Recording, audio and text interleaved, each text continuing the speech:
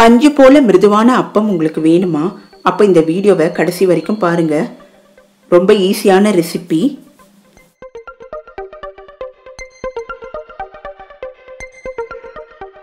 Hi friends, இது Pankaj Nalabagam. First time நம்ம channel video பார்க்குறவங்க மறக்காம சேனலை சப்ஸ்கிரைப் பண்ணிக்கோங்க. இப்போ ரெசிபிக்குள்ளே போகலாம். இங்கே நான் 1 கப்பு பச்சரிசி எடுத்திருக்கேன்.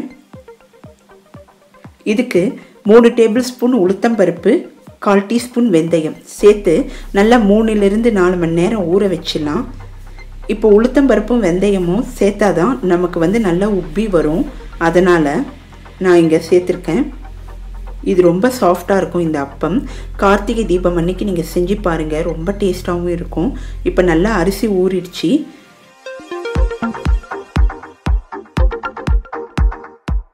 கால் மூடி தேங்காவை ஏலக்காயோடு சேர்த்து நல்லா மிக்சியில் பொடிச்சிடலாம்.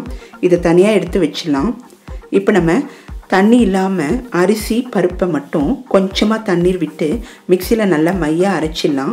1 கப்பு அரிசிக்கு 1 கப்பு வெல்லம் கரெக்டாக இருக்கும். இன்னும் உங்களுக்கு வெல்லம் வேணும்னா 1/4 கப்பு எடுத்துக்கோங்க. இப்போ இதையும் சேர்த்து நம்ம அரைச்சிடலாம்.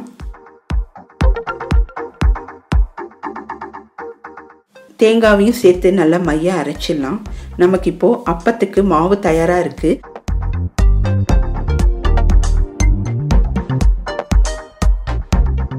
இதை ஒரு 3 to 4 மணி நேரம் அப்படியே விட்டுடலாம். நல்லா மாவு கொஞ்சம் பொங்கி இருக்கும். சப்போஸ் உங்களுக்கு உடனே அப்பம் வாக்கணுன்னா ஒரு அரை வாழைப்பழத்தை இதோடு சேர்த்து அரைச்சிடுங்க. அப்போ உடனே நம்ம அப்பம் குத்த ஆரம்பிச்சிடலாம். நான் இங்கே 1/4 டீஸ்பூன் சர்க்கரை சேர்த்துருக்கேன். இது எதுக்குன்னா நமக்கு நல்ல ஒரு கலர் கிடைக்கும், பார்க்குறதுக்கும் நல்லாயிருக்கும், சாப்பிட்றதுக்கு இன்னும் நல்லாயிருக்கும். அதனால் இதை சேர்த்துருக்கேன். இப்போ நம்ம கடாயில் எண்ணெய் தயாராக வச்சிடலாம். மீடியம் ஹீட்டில் அடுப்பை வச்சிடலாம். ஒரு குழிக்கரண்டி எடுத்துக்கலாம். அப்பம் குத்த ஆரம்பிச்சிடலாம். ஃபஸ்ட்டு நம்ம ஒன்று குத்தி பார்க்கலாம், எப்படி வருதுன்னு நம்ம பார்த்துட்டு அடுத்து எல்லா மாவையும் நம்ம அப்பமாக குத்திடலாம். இப்போ நம்ம மாவை இந்த மாதிரி விட்டோன்னே கொஞ்சம் நேரத்தில் நல்லா பொங்கி வரும்.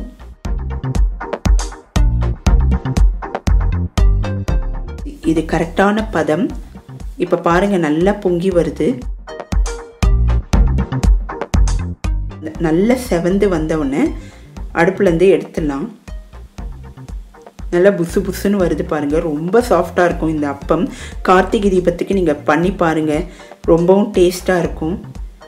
எனக்கு 1 கப்பு அரிசியில் 12 to 13 அப்பம் கிடச்சிது. ரொம்ப ஈஸியான ரெசிபி. நம்ம இதே மாதிரி எல்லா மாவையும் அப்பமாக குத்திடலாம். நமக்கு சூப்பரான சாஃப்டான அப்பம் தயாராகிடுச்சு. நீங்கள் எண்ணெய்க்கு பதிலாக நெய் விட்டும் நீங்கள் இதை செய்யலாம், ரொம்ப டேஸ்ட்டாக இருக்கும்.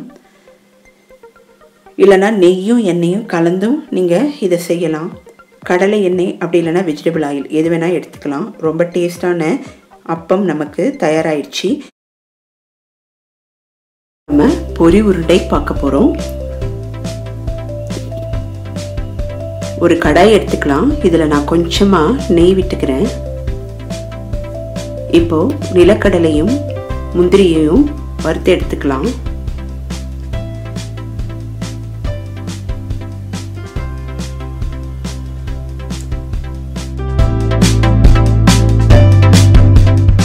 இப்போ இதே கடாயில் நான் பொரி எடுத்திருக்கேன். அதையும் நம்ம கொஞ்சமாக சூடு வர வரைக்கும் வறுத்து எடுத்துக்கலாம்.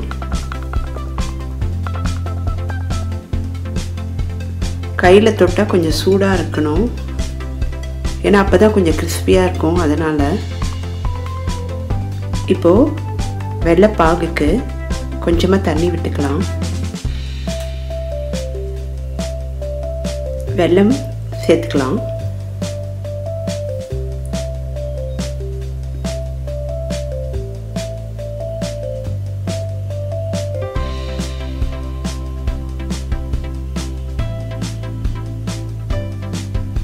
இப்போ வெல்லம் எல்லாம் நல்லா கரையணும்.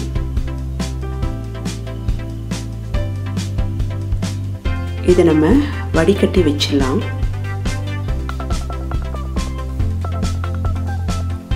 வடிகட்டின வெள்ளைப்பாகை கடாயில் விட்டுடலாம். கொஞ்சமாக நான் இப்போ கீ சேர்த்துக்கிறேன். நமக்கு சாஃப்ட் பால் பதம் வரணும், அதனால் 2லேருந்து 3 நிமிஷம் இந்த மாதிரி இலக்கி விட்டுக்கலாம். இப்போ நல்லா வெல்லம் கொதிக்க ஆரம்பிச்சிருச்சு. இந்த டைமில் ஏலக்காய் தூள் சேர்த்துக்கலாம். இப்போ இந்த பதம் பார்க்கறதுக்கு நம்ம ஒரு கப்பில் தண்ணி எடுத்து வச்சுக்கலாம் ரெடியாக. இப்போ அடுப்பை சிம் பண்ணிடலாம். இப்போ ஒரு கப்பில் தண்ணி எடுத்துக்கலாம். இதில் கொஞ்சமாக விட்டு பார்க்கலாம். நமக்கு கொஞ்சம் உருண்டையாக சாஃப்டாக வரணும், அதுதான் கரெக்டான கன்சிஸ்டன்சி. இந்த மாதிரி வரணும் பாருங்கள்.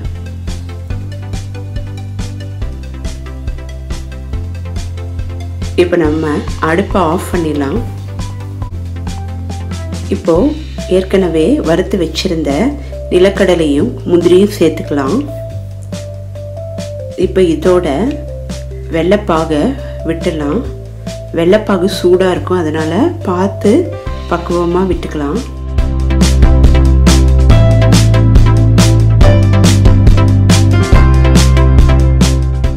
இப்போ நல்லா இலக்கி விட்டுடலாம். நான் அடுப்பை ஆஃப் பண்ணிட்டேன்.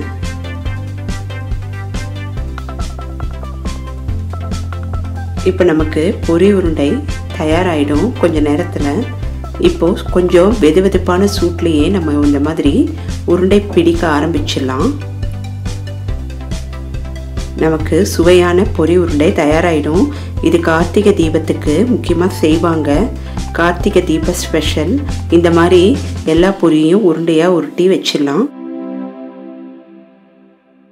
நம்ம அடுத்து பார்க்க போகிறது அவல் பொரி உருண்டை.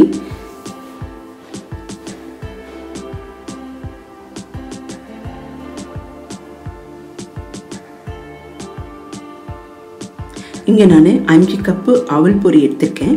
இது கை பொறுக்கிற அளவு சூட்டில் நம்ம ஒரு பெரிய பாத்திரத்தில் போட்டு சிம்மில் வச்சு நல்லா வறுத்துடலாம். கை பொறுக்கிற அளவுக்கு சூடு இருந்தால் போதும், அப்போ தான் கிறிஸ்பியாக இருக்கும். இங்கே நான் 2 கப்பு வெல்லத்தை கரைச்சி வச்சுருக்கேன். நல்லா வெல்லத்தை வடிகட்டி வச்சுருக்கேன். இதில் வந்து வாசனைக்கு 1 டேபிள் ஸ்பூன் நெய் விட்டுக்கிறேன். நல்லா மிக்ஸ் பண்ணிவிட்டு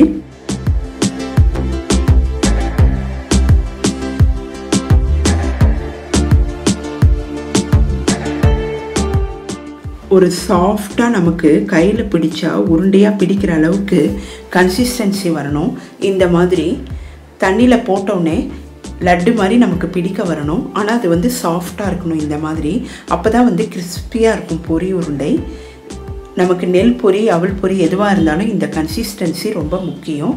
இங்கே நான் ஏலக்காய் சேர்க்கலை, அதுக்கு பதிலாக கோகோ பவுடர் 2 டேபிள் ஸ்பூன் சேர்த்துக்கிறேன். ஏன்னா வந்து சாக்லேட் டேஸ்ட்டில் இருக்கும் இந்த அவல் பொரி. ஒரு வித்தியாசமாக இருக்கும், குழந்தைகளுக்கும் கொடுக்கலாம். நம்மளும் வித்தியாசமாக பண்ண மாதிரி நமக்கும் இருக்கும். இதை நல்லா இப்போ அடுப்பை ஆஃப் பண்ணிவிட்டு இந்த சூட்லேயே நான் இந்த கோகோ பவுடர் 2 டேபிள் ஸ்பூன் எடுத்து நல்லா மிக்ஸ் பண்ணிக்கிறேன். கட்டிகள் கொஞ்சம் கூட இருக்க வேண்டாம். இப்போ நல்லா மிக்ஸ் பண்ணிவிட்டு வறுத்து வைத்த அவல் பொரியில் இதை சேர்த்துக்கலாம்.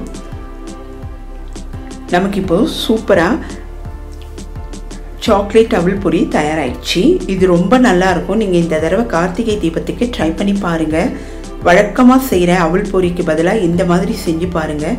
நல்ல கோகோ வாசனையோட சூப்பராக இருக்கும். இப்போ நல்லா மிக்ஸ் பண்ணிடலாம். கை பொறுக்கிற சூடு வந்த உடனே நம்ம உருண்டைகளாக பிடித்து தரலாம். நீங்கள் இந்த கார்த்திகை தீபத்துக்கு இந்த மாதிரி முறையில் ட்ரை பண்ணி பாருங்கள். இந்த மாதிரி பொரி உருண்டைகள்லாம் பிளாஸ்டிக் கவர் அப்படி இல்லைனா ஒரு ஏர்டைட் கண்டெய்னரில் போட்டு வச்சிட்டிங்கன்னா நல்லா 1 வாரம் வரைக்கும் ரொம்ப நல்லா கிறிஸ்பியாக இருக்கும். நீங்கள் ட்ரை பண்ணி பார்த்துட்டு எப்படி வந்ததுன்றதை எனக்கு கமெண்ட்ஸில் சொல்லுங்கள். இன்னொரு வீடியோவில் உங்களை மீட் பண்ணுறேன். பாய்.